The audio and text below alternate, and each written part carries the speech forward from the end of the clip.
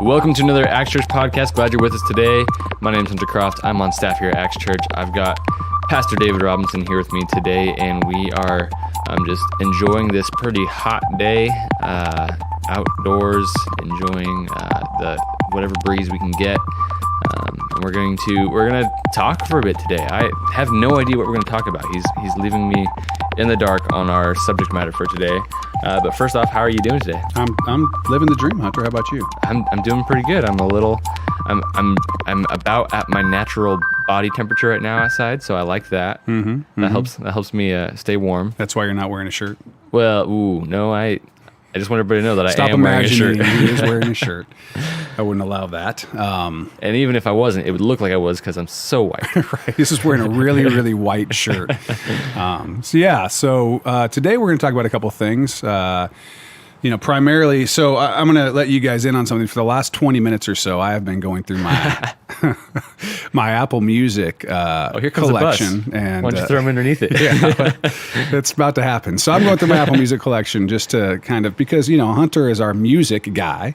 He's the worship lead here at Acts Church, and he's playing music for the church each week as he leads people into worship. And I just wanted to get an idea for his, just his exposure to sort of classic music. And mind you, I wasn't going into the depths of deep cuts or B-sides of bands. I was just going to kind of major bands from the last several decades, probably back through the 60s, and just playing, what I would think would be super popular songs, the type of thing that you could probably hear on any elevator. You would think.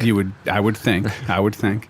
And, Hunter probably knew 20% of them. So it was just interesting. I think I knew more like 33. I'm going to say a solid third.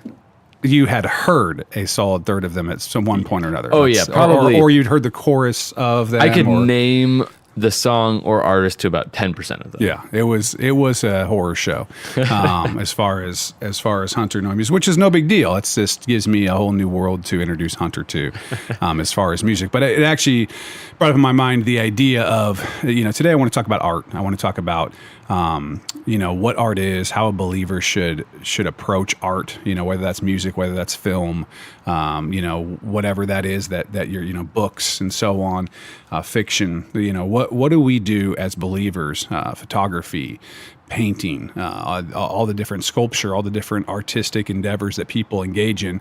What should we be doing as believers, and how should we be looking at that? Because not all art falls into the category of quote unquote Christian art. In fact, Christian art is sometimes not the best art. I know that's a terrible thing to say for some of you, but the fact is that that's true. Let's start with this, Hunter. What has been your experience? You grew up in a home where your parents were very committed to the church and so on. So you heard a lot of Christian music, but probably not a lot of or secular or whatever people want to call it. Right. Music that's not specifically by a band that is claiming to be making Christian music. Yes. So what was it like when you were exposed to music that wasn't from that genre? I think initially I thought I shouldn't listen to it. And it's not like my parents ever told me that. I don't know where I arrived at that conclusion. But I remember being like, oh, I like this song, but it's not by a Christian band, so I shouldn't listen to it. And I don't know where I got that idea from. I don't think my parents ever said that to me. And it wasn't like my parents didn't listen to non-Christian music. They just didn't really listen to music in the house at all. Like, I couldn't tell you any of my mom's favorite bands, but I'm sure she could tell you, like, oh, I like this band and this band and this band. But I never knew any of that. It was never talked to me about. And so I just kind of always thought, like, oh, I probably shouldn't listen to this because my parents only play, Christian radio in the car, and they only play Christian music at home, if they play any music at home. So I just think I always just assumed, like, okay, so I should avoid this non-Christian music. So I grew up with a lot of Relient K, a lot of Third Day, Mercy Me, Jars of Clay, which Jars of Clay I don't listen to anymore, but they were good at the time. Switchfoot, things like that, Yeah. Yeah, and all of those are very decent bands. In fact, you grew up at a time when Christian music was in a much better place artistically than it had been, say, for the 20, 30 years prior to that. Of course, years and years ago, Christian music, back in the old days would have been popular music. The stuff that's in your hymn book is stuff that was, culturally very popular, 100 years ago, 200 years ago. Right. Oftentimes the tunes and melodies and so on were actually taken from other songs and so on and turned into what they were. And so Christian music, I'm going to say through the 80s, you had basically Amy Grant and you had Michael W. Smith, kind of as your pop Christian. There were some others, and I'm sure somebody's like, why aren't you mentioning? I used to listen to Stryper. Stryper, yeah. I used to listen. Oh, yeah. That's the one that made it to me. I was big into that as a him. kid. Stryper, To Hell with the Devil, which I remember my grandmother was very perturbed or concerned. Why does it say hell on the thing? It's like, well, it's saying the devil's going to hell, Grandma. And I still think she was like, it still doesn't. I don't like it. That's not how my grandma talks. But the point is that what you're describing, which is, I don't know that I should be listening to this, I think is a pretty common way of looking at it for some people in the church or for some people who have grown up in a certain cultural way. But the question is, that we should probably answer is not whether we should listen or not listen to something based on whether the artist claims it's Christian, but there must be some criteria outside of what the artist is claiming about themselves that determines whether art, whether it be music or film or whatever, is in fact good art or not good art, right? And so let's start with this. What are your thoughts on art? Do you think that art is in the eye of the beholder? Do you think that let me put it this way, is there an objective truth about art? And what I mean by that, so that we're clear, is it true that some art is actually better than other art, regardless of what anybody thinks about it? So as an example, if you liked the Teenage Mutant Ninja Turtles comic books, and you liked the pictures that were in those comic books, and then I said, what about this painting, the Mona Lisa? And you said, I prefer Teenage Mutant Ninja Turtles comic books pictures to the picture of the Mona Lisa. Do we leave it at that? And basically, so you get to be the self-determiner, the subjective determiner of what good art is? Or is there a truth outside of me or you about which one of those pieces of artwork are actually better art? I think that there are strong elements that are behind art that makes them objectively good or bad. And just running through thoughts. I think it has to do partly with what the artist went through to produce it. Because... So I could take 30 hours, right? Drawing. Yeah, I don't know if you ever seen me draw. You've seen me on a whiteboard, so you have some idea. I could take 100 hours drawing and produce something that was not as good as my daughter could do in 5 to 10 seconds. So is the fact that I spent 100 hours on it make it better art? I think it gives it a certain value that particular facet of that piece of artwork has a certain appreciable value to it that you have to know about. If I just looked at them and had no background, I'd probably go, oh yeah, this one's better. I'd probably point at your daughter's 5-minute artwork and say, that one's better. But your daughter... I can guarantee you would do that. Yes. But your daughter has also put in thousands of hours before she spent 5 minutes on that piece of art. So I would also look at that as the time contributing to it. But it's not like just a numbers game either.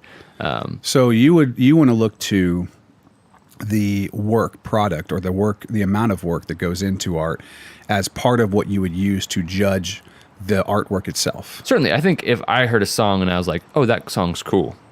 But then I hear a story about how, what's the song? I don't know. There are a lot of them. Amazing Grace, isn't that the one where it was like a slave ship?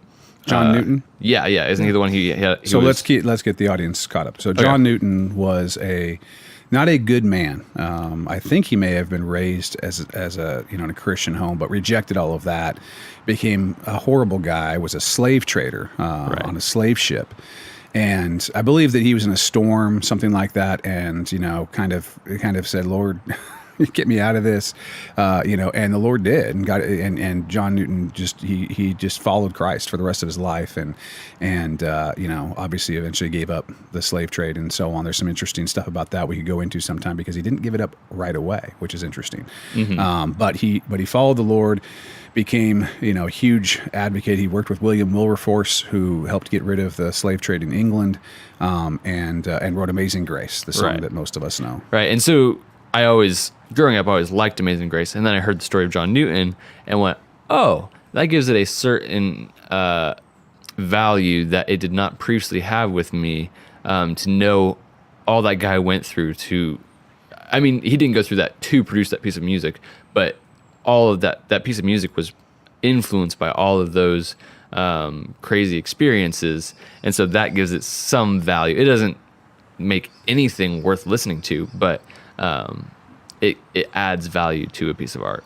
So, okay. I actually, I'm not sure it's the first time I've heard the argument that you're making. And what we're talking about here is basically, if you want to use the big words, is called aesthetics. So, which is the philosophy of art.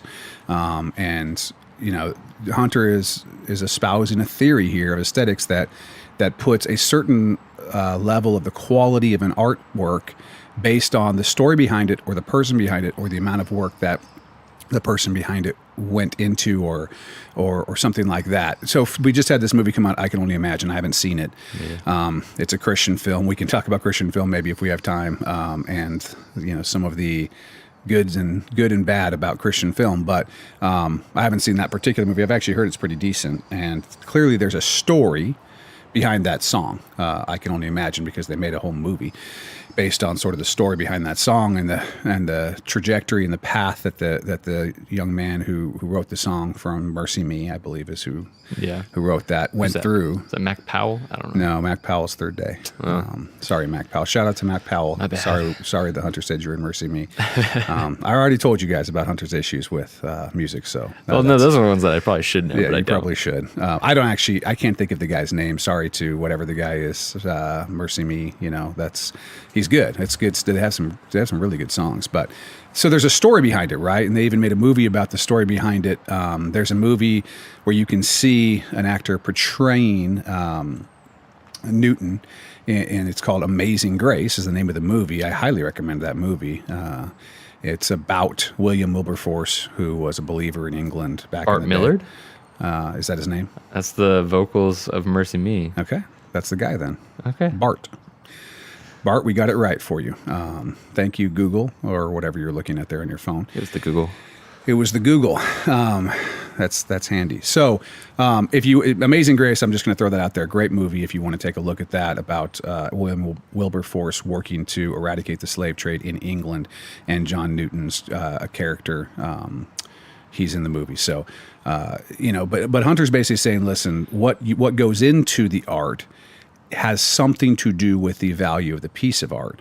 As where I think I would look more at a piece of art for, on its own, and then it might enrich my experience of it to know the story behind it, the history behind it, that type of a thing. Right. In terms of the way that I'm taking it in. And so I wouldn't say that that's not an aspect, but obviously if you spent 100 hours drawing something, I might not even give it the time to learn the story behind it, because it would be aesthetically not very. It could be interesting, I guess, actually, but it wouldn't be. It'd be terrible. I'm really not good at drawing, but yeah, I think that you're going to have to get hooked in by the quality of the work itself before you're going to be very interested in the story right. behind it. However, the story behind it is. Art is about experience, right? It's about catharsis. It's about, am I connecting with this piece of art? Is it saying something? Mm-hmm. And the question though still remains: is it objective? Is it subjective? Let's say the story really resonates with you, but it doesn't resonate with me. Does that matter? Does the art? Who is the ultimate judge of whether art is good or bad? Is it the individual or is it God? I think. Obviously God, but I think he also, how do I want to say this? Very carefully. I know. I just saw two spiders get in a fight, so I was a little distracted. But You can draw a picture of that later. that was, We'll call it art. that's art. I think God determines what is good art, and I think that what he believes is good art, he bestows on us. And so what we think is good art is actually what God thinks is good art. And I think that God gives different people a different perspective on that. And that's why, because there are songs that you love, like when you were just walking through this, you're like, this is a great classic song. And I went, I would not listen to that in my free time. And that's, So the question is, am I wrong, or are you wrong, or is neither one of us wrong? I think to an extent I'm wrong because I haven't taken the time to grow to appreciate it. Yeah, is there a defect in is there a defect in the individual when they can't appreciate something that truly is good art? Now, I'm not saying those songs particularly are good art. They could just be my own. They could be my Teenage Mutant Ninja Turtle comic book, right? They could just be something that I happen to like. There's bad art that people like. You're right. The question is that because they're not bad people, but bad at knowing what is beauty, what is truth, what is art? Is it possible that there are people who have more and less refined senses of the good, the beautiful, the artistic? Definitely. I definitely do think that's true. Because, I mean, if you talk about food, you look at what a 6-year-old likes to eat, and what he said is the best food in the world. It's probably not necessarily actually something that an adult would say is the best food in the world. Because they'd probably say, like, a turkey sandwich with nothing on it or something like that. That was cracking me up. When I worked at Subway for a while, and so you'd have people coming through making like a meatball marinara sub with like all these different vegetables and sauces and seasonings and stuff like that, and you could tell that they really just like they had this thing that they wanted to do. And then you have this 7-year-old kid come in, and their parent would let them make it themselves, and they'd be like, I want a ham sandwich and I want mustard on it, and that's it. It's like, the kids don't have appreciation for all these flavors. And so obviously there is some of that. I also think, I don't necessarily know if that makes that kid's perspective wrong or just underdeveloped or just... Let's use the word incorrect rather than wrong. Okay. Underdeveloped, I like that. Okay. An underdeveloped appreciation of... Or is it... Because there's also, I think, there's a certain amount... Like, you can just appreciate the simplicity of this stellar Heinz mustard that you're putting on your sandwich. I think there's... Assuming that Heinz mustard is stellar. I don't know. I don't like mustard in general, actually. So. Oh, really? Yeah, bad I like mustard. Metaphor for me. But so I also think that it could, or take for instance the Teenage Mutant Ninja Turtle comics. A kid enjoying that, I think so. I'm sure there are some adults who would say, I still really like Teenage Mutant Ninja Turtle comics, whether it's because they still have that memory of liking it as a kid or not. Yeah, like a nostalgia or something. Right. But I think there's a certain amount of appreciation for the simplicity of it and what that represents to you. And then there's so much subjectivity around art. I think it's hard to come up with an objective. I think there are objective traits, obviously, to art that make it valuable or invaluable. Wait a second, that just means it's even more valuable. Like the word inflammable. Yeah. It's inflammable. Does that mean it's more flammable or I don't know. You can't put out the flame. That's right. it. Anyway, whether it makes something more valuable or less valuable, I think there are objective traits, but I think so much of it comes down to whether. See, now I'm flip flopping. Mm-hmm. Now it comes back to whether or not you can, because I've not really thought about this a lot. I just like art. So a certain amount of it comes down to your perception. So does that make your perception? Let's get a couple things straight. There is a difference between saying I have an opinion about this piece of art and your opinion is true about what you're experiencing. Okay, so Okay. for instance, you say, "Here's the Mona Lisa," and you go, "You know what? I wish she was smiling more." So is something beautiful without anyone to experience it? That's a there's never no one to experience it, right? Because God exists, right? Right. Because the creator of the art experienced it, right? There are questions about whether something is art if it wasn't intended to have an audience. For instance, I draw a picture by myself and then burn it. When it's done, I never show it to anybody. Was that art? You know, am I an audience, or does there have to be an artist? Or was it just exercise? Or does it have to be an artist and an experiencer of that art? Of course, for a believer, we would say, well, God is experiencing anything that you create, and if you're intending it to be, do you even have to intend it to be art? There's all kinds of questions like that. We can't get into all of that. You're talking about a semester of which I did, a semester of aesthetics in my philosophy degree in college. But you know, I want to get to this objectivity issue. Let's talk about something that's not art, okay? Or normally people wouldn't think of it as art. You go to the grocery store and you and we want some ice cream.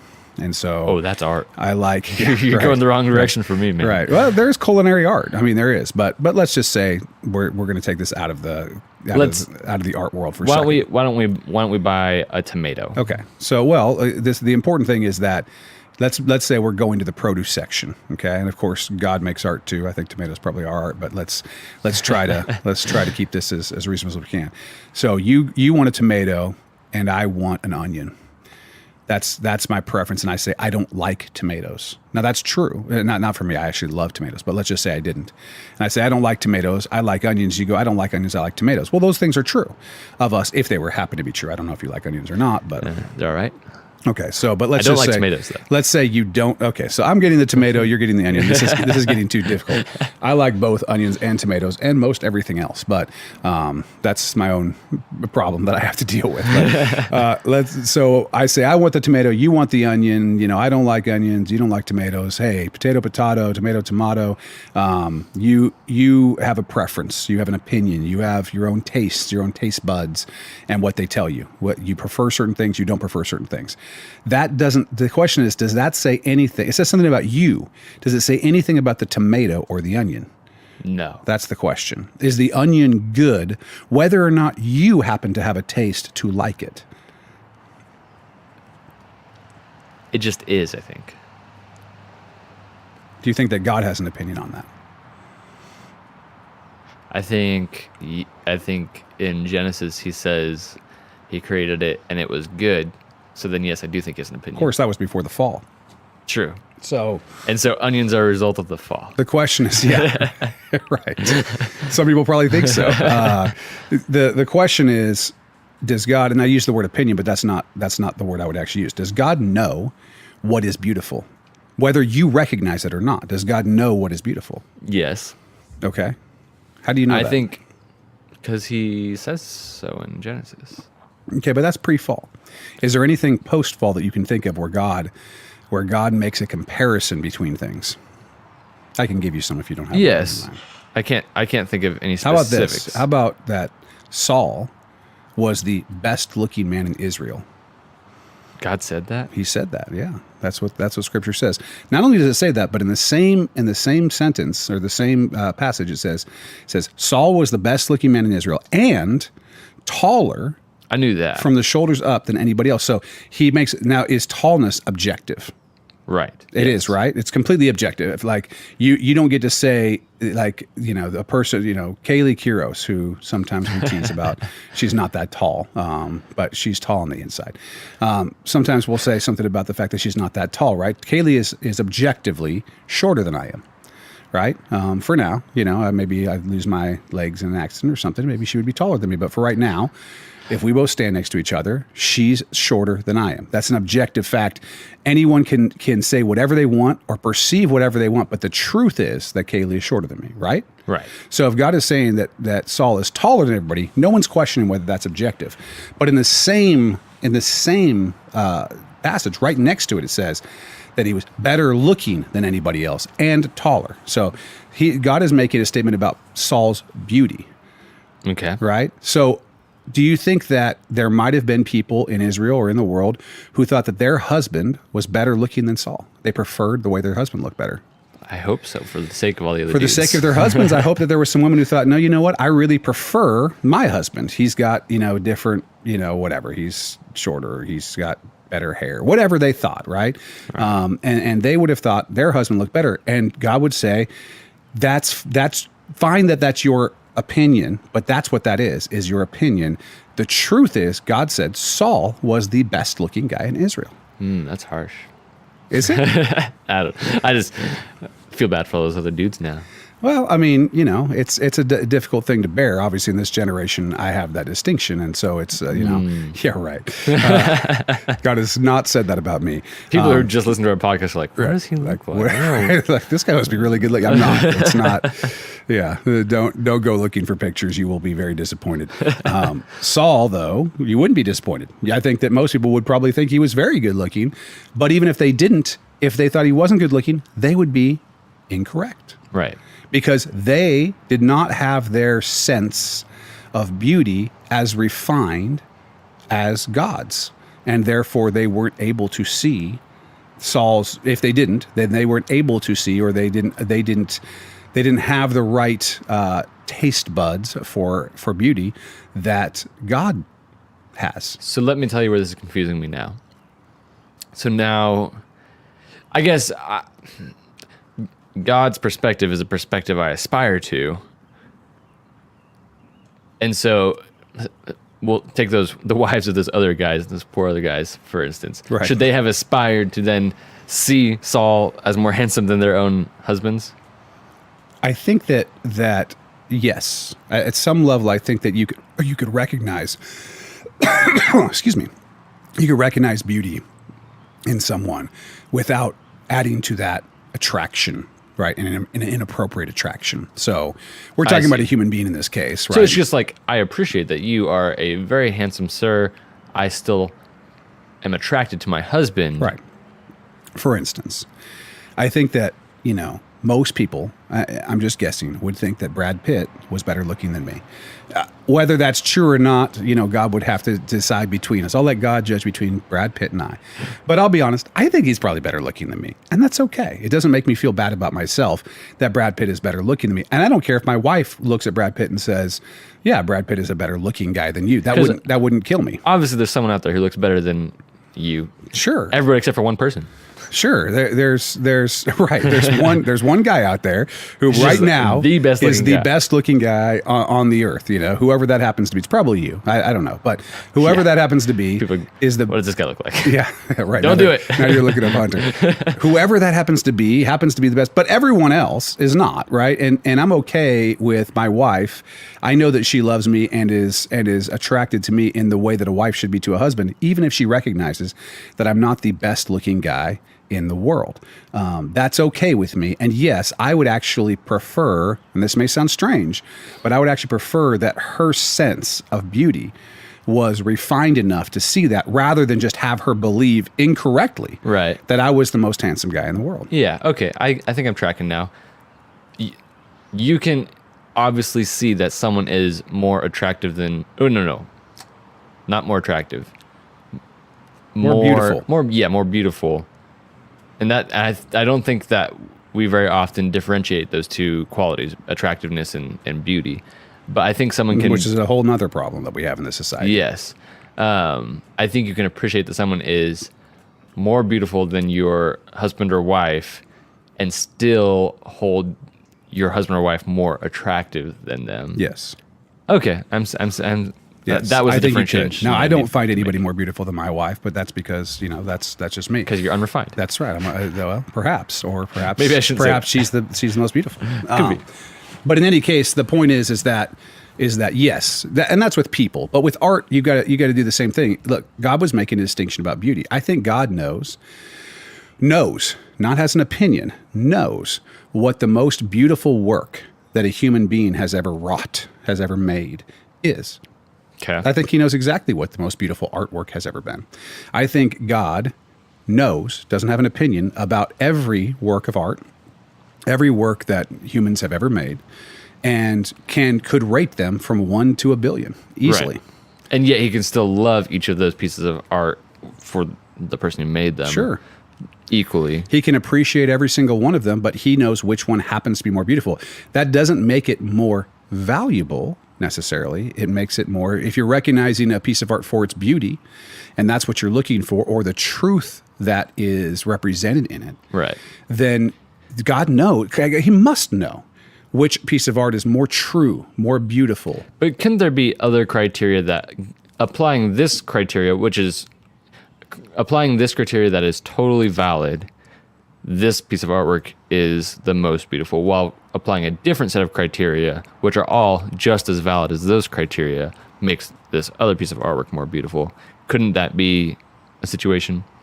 I think you'd have to give me an example. I'm not sure that I'm following you. Well, I mean, for instance, The word valid can be dangerous in this context. So, this, like, think about music versus a painting, okay. or even let's keep it visual. Painting versus a photograph. Okay. A photograph is being judged by entirely different criteria than a painting is. Sure.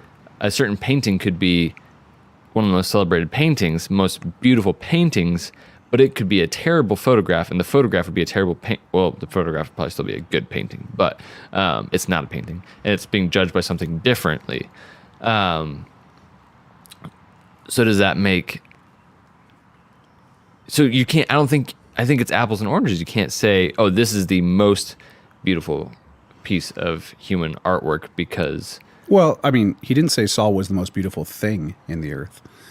He said he was the most beautiful dude. Right. So I think you have to. I'm paraphrasing. Within category. Yeah. Okay.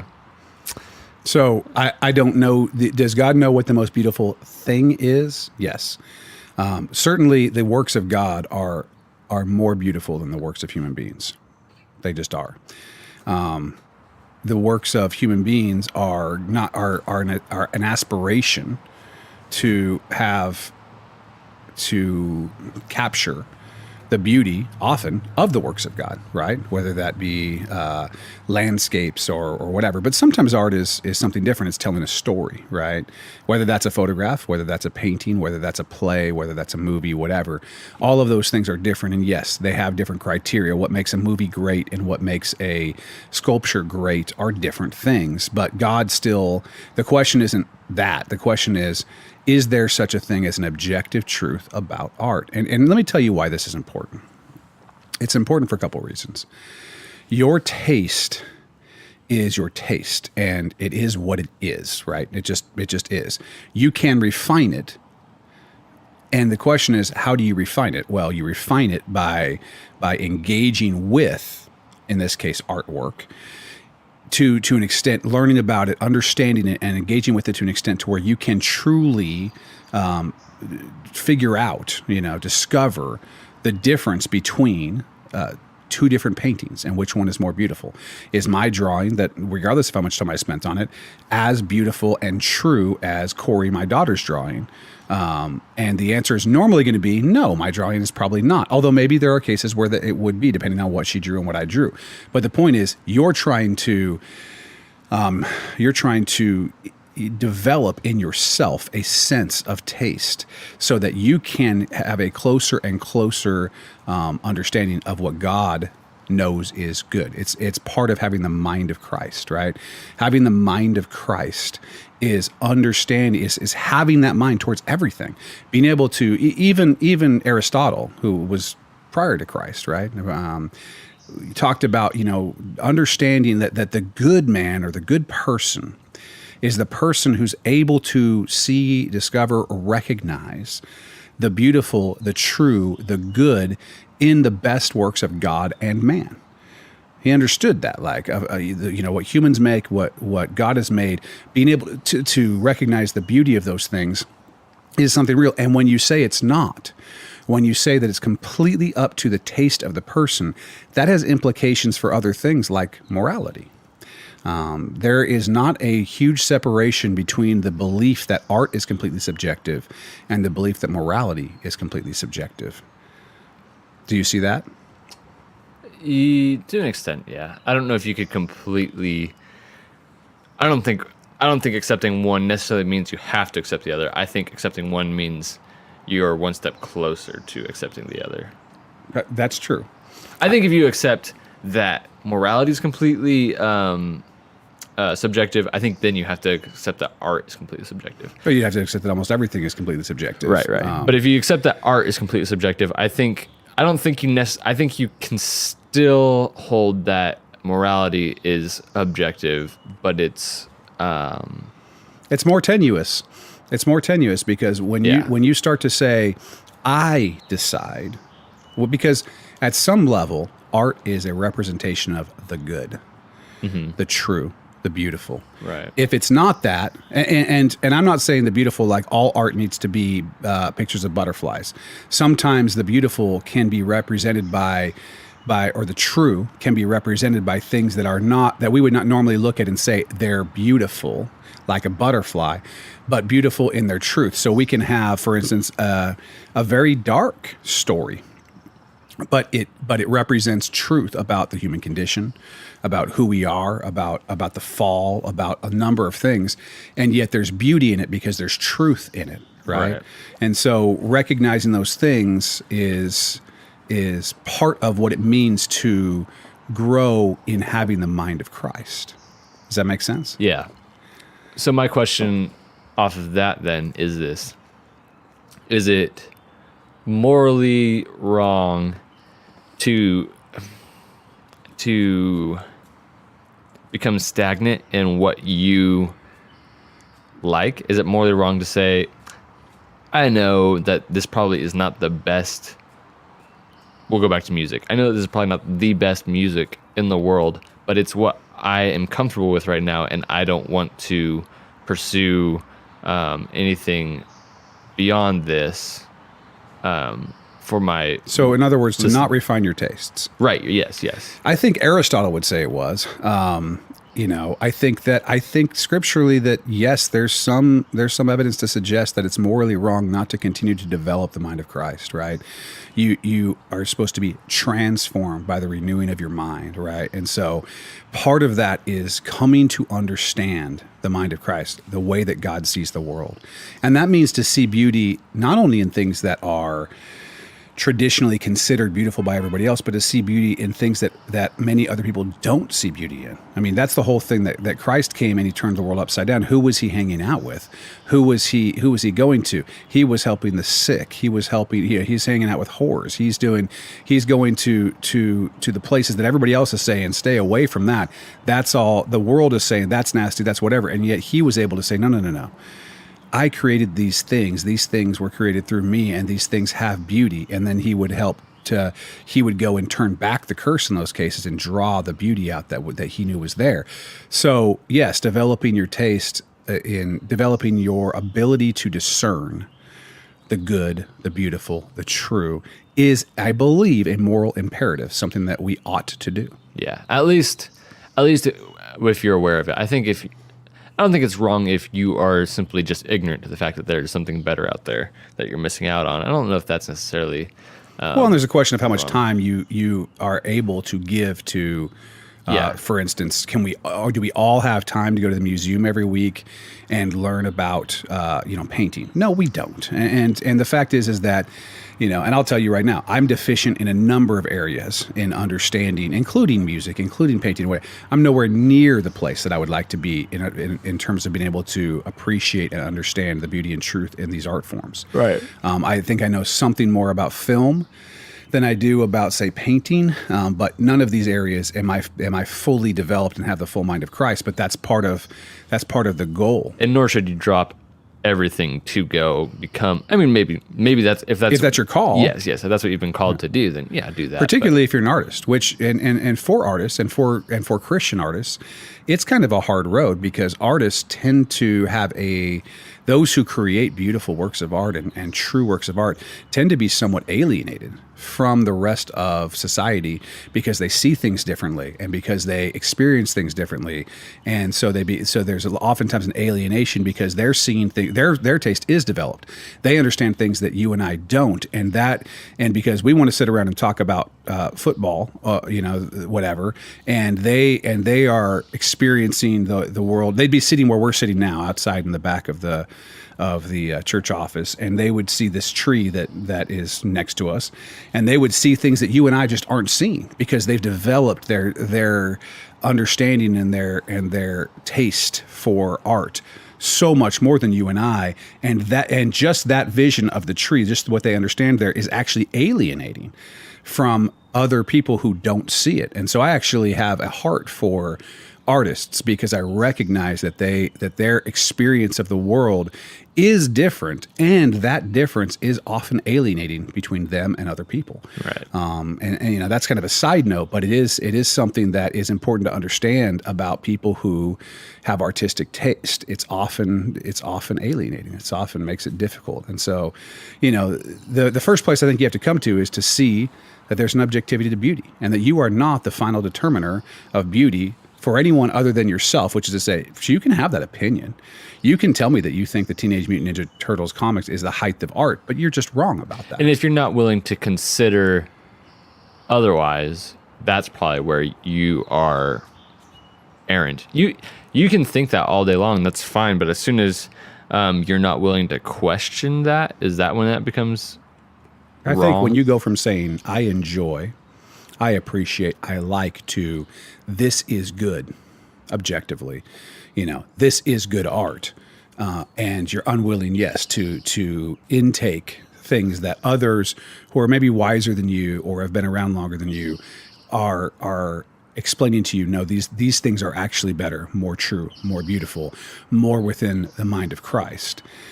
You are probably making an error, and it probably is a moral error if you're unwilling to see. Anytime that we reject truth or we suppress the truth in unrighteousness, we're sinning, And so people are like, "Oh my gosh, there's this whole new area of sin." Relax.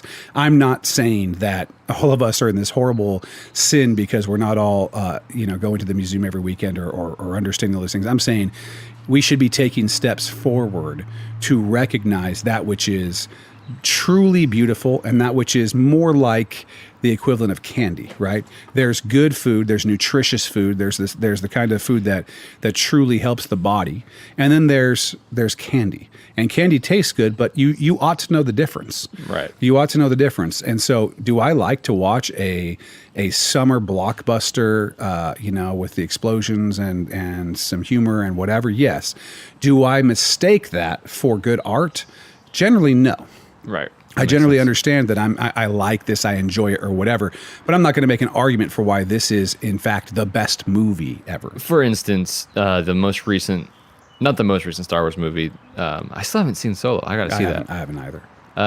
But The Last Jedi, Episode 8. If you're into Star Wars, you already knew that, but I explained that to everybody else. Episode 8, Star Wars, got a lot of flack for its artistic value.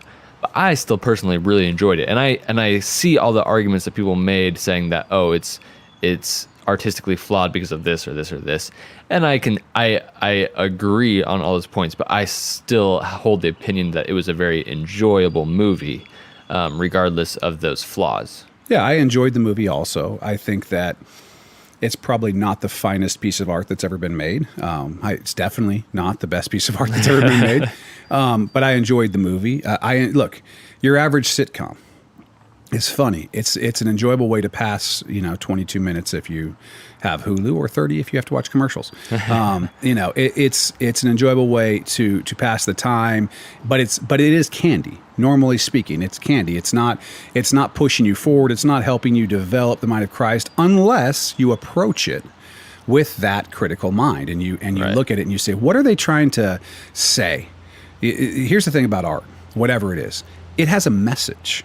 It's saying something. It's making a truth claim, normally speaking. If it's truly art, it's making some kind of truth claim about who we are, who God is, what the world means. It's got a worldview behind it, and recognizing that in the different kinds of art that you take in is incredibly important. If you intend to have the mind of Christ as you're called to do, if you intend to renew your mind and have that mindset, you have to see things for what they are. And part of that is coming to what you intake with a critical mind. And so that's going to bring us to talking about what we talked about at the beginning, this sort of Christian art or Christian forms of art versus art that doesn't claim to be Christian. So, we said that you had reservations when you first started listening to secular, quote unquote, music. And, that word, when I was young, I always thought had something to do with sex just because it said sex. S-E, Yeah. and then a K. It's like, oh, that must be bad, a whole nother issue that some church teaching has caused trouble on, or at least some that I got when I was young. But let's just talk about that which is claiming to be Christian and that which is not making claims about where it comes from. What is, based on what we've talked about now, do you see a different criteria for how you would look at music that's not claiming to be Christian? What are we looking for? Now I'm certainly, ever since about high school, I started looking for things beyond just who the artists claim to worship. Or, even like bands that probably the artists were Christians, but didn't at least label themselves as a Christian band, I probably wouldn't have listened to. Whereas now, obviously, I would say there's a certain amount of value to art that has nothing to do with with where the person is coming from, I guess. Right. So, for instance, just like I was saying with movies, with music, you have candy and you have meat, right? Or vegetables, whatever, if you're a vegan. Complex. Complex meals. Carbohydrates. Oh, no, I was just thinking complex meals, macronutrients, I don't know, whatever. I'm not a nutritionist. So you have that which is fun, right? And then you have that which is truly something valuable. And I would say when we're talking about music, I do think that the highest form of music is music that honors God and truth, right? And so there are worship songs, even some very, very old hymns and so on, some of the old theological hymns that are absolutely high-end pieces of art. And then there are some that just aren't. They're not great musically, they're not great lyrically. You actually see, I think, these days more than I remember seeing when I was younger, criticism that comes with some of the newer worship songs. You have this, there's some controversy over, like, you do the song Reckless Love sometimes on Sundays. There's some controversy over that. Is God's love reckless? Could God ever be reckless? And so people get concerned about that. There was a song that used the word evolution in it or something, or evolved, or and people got worked up over that. So now you have people who are, for good or for ill, are at least more critically approaching. There's a lot of what some people call prom songs to Jesus or whatever, where you have, what seems to be kind of not maybe the highest form of art, even in worship. And so just because something is worship doesn't make it good art. And oftentimes it's probably not, because good art is hard. It's hard to make. It's hard to do because it is a craft. And so you have that. Then you have a song by somebody who's not claiming to be a believer at all, maybe is not a believer at all, but yet they say something that's true.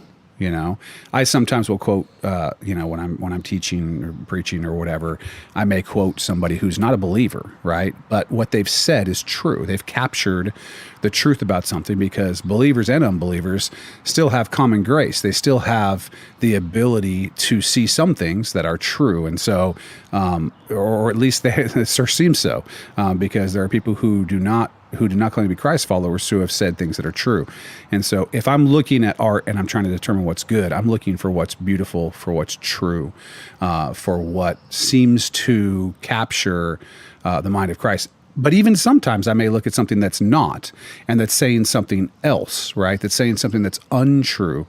Yet I still can enjoy that piece of art, because I'm looking at it and critically analyzing where it is coming from. Right. And in that, I'm understanding the person who made it, or the people who made it, and where they're coming from. And it helps me to understand people better, and that helps me to be able to speak the gospel and preach the gospel and speak truth and disciple people and so on, because it helps me to understand some of the falsehoods where they come from. I wouldn't necessarily call it good art, but there's some value in even understanding those things which aren't good.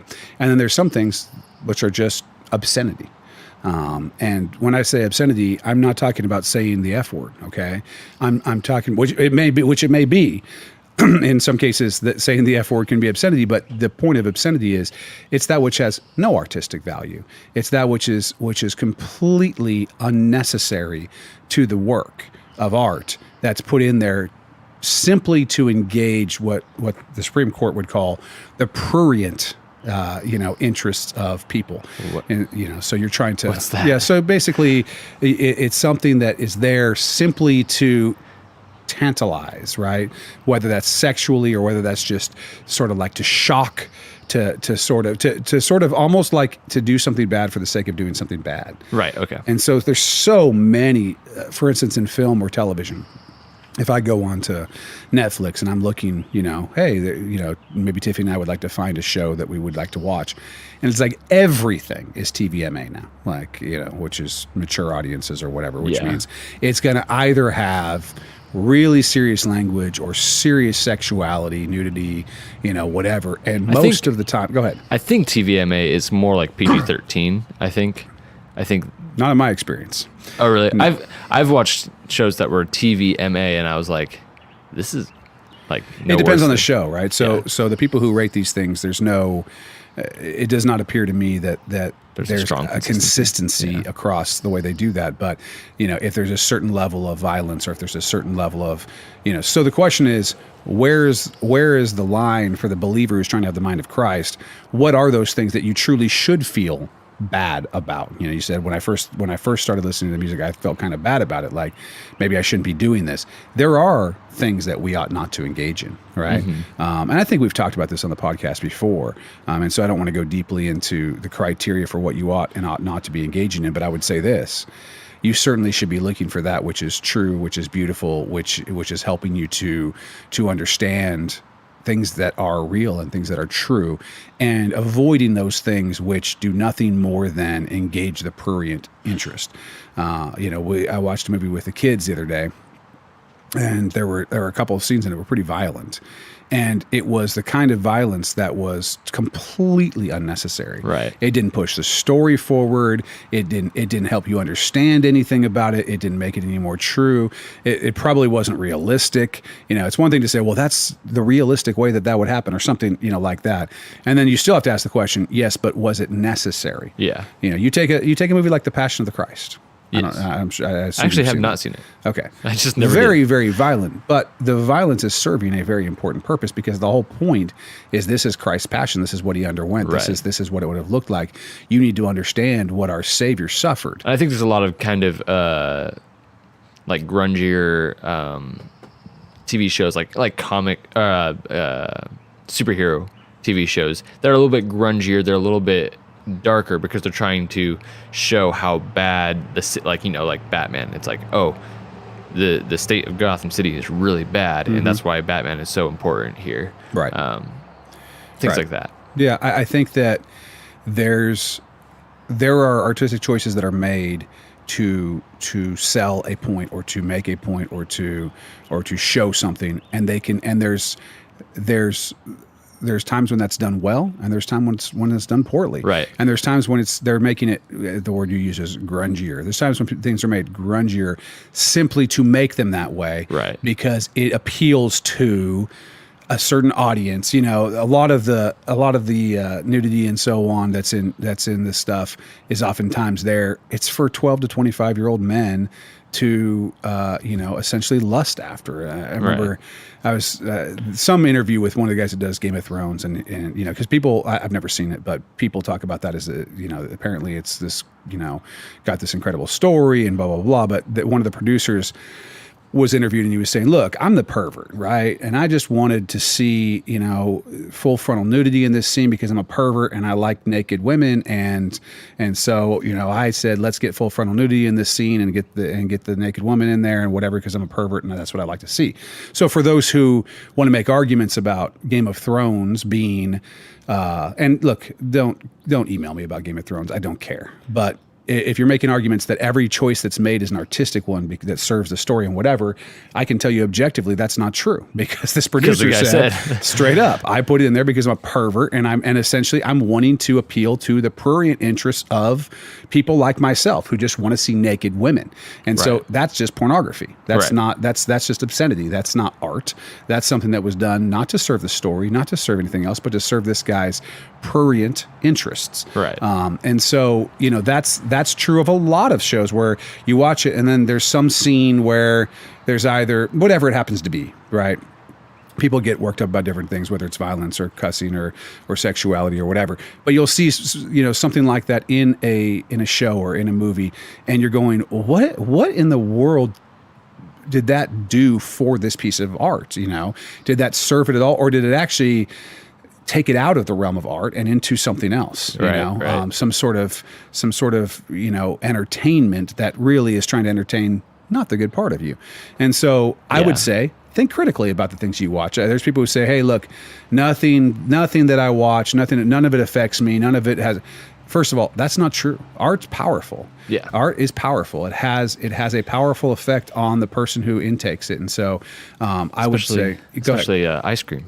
Yes, ice cream is powerful. And it has an effect on the person who takes it. It has a very serious effect. And if you do look up a picture of me, you'll see that effect in all the trouble of the fall around my midsection. And so, there is a level to which art can be an amazing thing in our lives and help us. It can be one of the most, the expression of art by people who are true artists can be something that helps us to understand God more, helps us to understand each other more.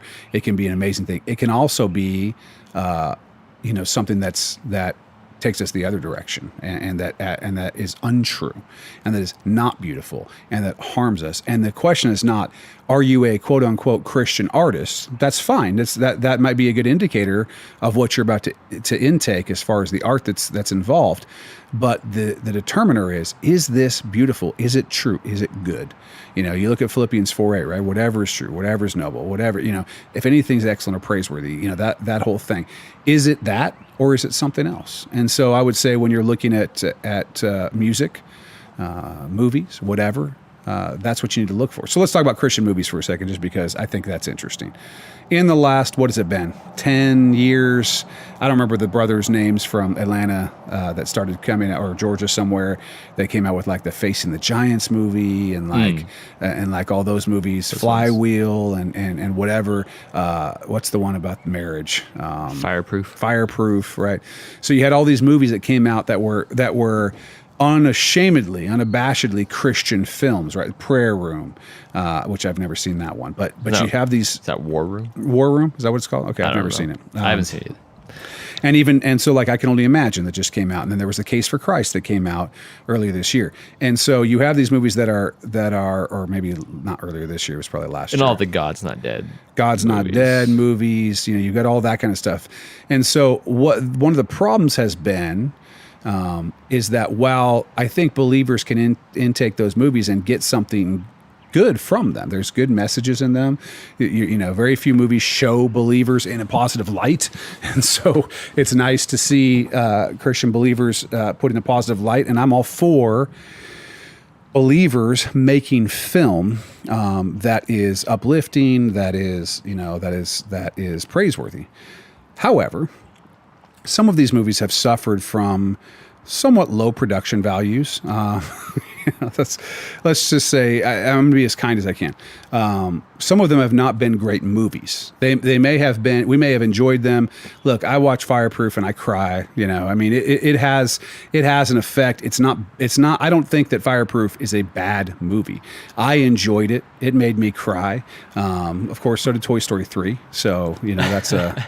I'm going to start crying now if I start thinking about, the kid giving his toys up at the end of the movie. Or, I'm sorry for spoiling it for those of you who haven't seen it, but it was like 10 years ago. So that's on you. It was like, it was 5 years ago. Cause I remember I watched it like probably weeks before I graduated, and it just tore my mom up because I was about to move out of the house and everything. Oh gosh, yeah, that's the worst. Yeah, see, my kids haven't left yet. I can't watch it, once my kids are going off to school or whatever. But so there are Christian films that are good in some senses, but are they good art? I think that they're becoming better art. I think that the message has been heard among Christian filmmakers that we're not just looking for a movie that has a Christian theme or that has Christian characters, but that people truly do care about it being a quality piece of work. And I think that's been part of the problem in music and in film for Christian labeled film and music, is that because they are Christian, they already have a listenership. They already have a viewership. If they have the right label, if they have the right deals with radio stations, stuff like that, they automatically get a listenership regardless of how good or bad their art is. And so I'm not going to say that all Christian artists that I don't like are artists that I don't like because they got lazy and they found an easy way to market themselves to Christians. But I think that to an extent, it's possible the industry has suffered because of it's possible. Now with music, what's interesting is that the sort of revolution in Christian music started quite a while ago. 20 years ago, probably is when we really started to see much better Christian music. It probably had to do with me being born. Probably they did it for you, but whatever reason they did it for, it started getting much better. And my guess is what they did it for is that's what was being demanded of those who were purchasing the music and so on, and that there was just a generation of people who came up and said Christian music doesn't have to be what it is right now, and so they started to do better. And I see the same thing happening with Christian film, which is saying, okay, so we started doing this. Yes, there's an audience for it. People will go see God's Not Dead 7 or whatever, is coming out. I think they're on 14 now. Yeah, right. Whatever it is, right? There are people who go see these movies simply because they're believers and they're hungry for choices that they can make in film that they can bring their whole family to, that they can engage in as a family, as believers who don't want to see a bunch of full frontal nudity and 75 F words in every movie, right? And so there's this hunger for it. So they started producing it to, I think with good intentions, but it wasn't as well funded as it needed to be, and so on. So it had to gain, I think, because it's very expensive to make film. I don't care how good of an artist you are, it's expensive to make film. And so I think they had to show that there really was a market for it. And as that's been shown, I think that, for instance, I Can Only Imagine, which I haven't seen, and The Case for Christ, which I have seen. The Case for Christ came out this year? I think it was last year sometime. Okay, must not be what I'm thinking of. Anyway, it was a good movie. It was definitely a decent movie. I mean, decent Rotten Tomatoes scores, the whole nine. And I think I Can Only Imagine got, somewhere in the 70s, and on Rotten Tomatoes, which is pretty good for a Christian movie. Yeah. I think that a lot of Christian movies would probably be, have the little green splat. So under 50. I would guess so. So what you're seeing is a renaissance of Christian filmmaking, and I think that's good. I think, but what I think is being recognized is what we've been talking about, that there is a quality, an objective quality to art. Even if you have a small niche of people who are going to intake anything you put out because it's A, all they can get, and B, they're just going to like it because it's Christian, that the wider audience for your artwork as a Christian artist wants it to be objectively good art. And so I'm heartened to see what's happening with that industry, where movies that are either Christian or movies that are designed or aimed towards those with that worldview have gotten better. Now, there were definitely mistakes that have been made because, The Passion for the Christ came out. Obviously, it made very, very good money and all the rest of that. And so then you had big Hollywood come in and make some movies that were biblical epics like Noah and what's the one that had Christian Bale in it? It was about Exodus. Maybe it was called Exodus. I saw a little bit of Noah. I didn't see the Christian Bale movie. But I don't think they did very well. And one of the reasons is because they ignored the truth part of it, right? They went away from the biblical narrative and did their own thing artistically. And as a result, I don't think either movie was probably very good art. And B, they missed their audience, which was hopefully these people who will watch The Passion of the Christ will watch Noah or Exodus or whatever that movie was called about Exodus. And people didn't. People didn't go watch those movies, and they spent tons of money on them. And so they're finding that niche, and that niche is going to be movies that have the truth, the amount of grittiness that's necessary to tell the story, but not more, and that do a good job of having the mind of Christ. They're going to do well. Movies that don't, they're not going to do as well. And I think that we understand that at some level, although we continue to sort of battle through this philosophical issue when it comes to art, which is to say, people believing that art is whatever they decide that it is. And that kind of subjective thinking is taking people in the wrong direction. So as a believer, here's what I would say. Think about art objectively. Think about art as something that God knows what truly is beautiful, and try to develop the mind of Christ towards art.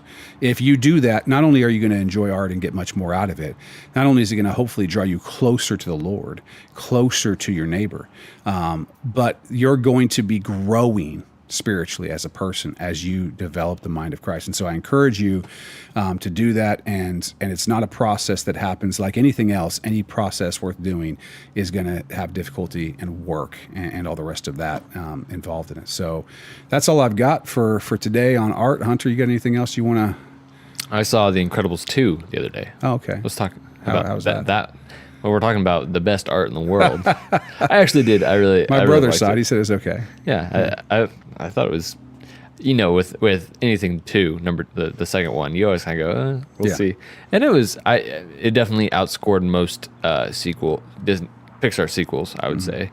It was pretty good. So good. It was almost like, I was surprised by how intense it was. I was expecting, like a kid movie. And it was, it still wasn't like a Marvel movie, but it was like a little more intense than what you'd expect from a Pixar superhero movie, So, well, I guess the kids that watched The Incredibles and adults, what was it, 15 years ago or whenever it came out? 14 years, yeah. Yeah, so they're older now. Yeah. So they're looking for a more intense experience. I don't know. I haven't seen it yet, but I did like the first one. So, yeah. Good. Go watch The Incredibles if that's your thing, and have the mind of Christ towards it.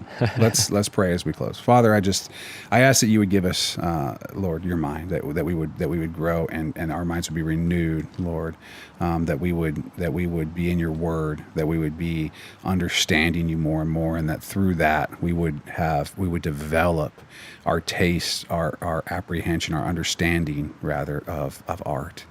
And so, Lord, I pray that you would give us all, because you are the great artist, Lord. You are the creator, and that all of us would have opportunities in the things that we do, whatever they are, to create works that honor you and that honor the truth and that honor beauty.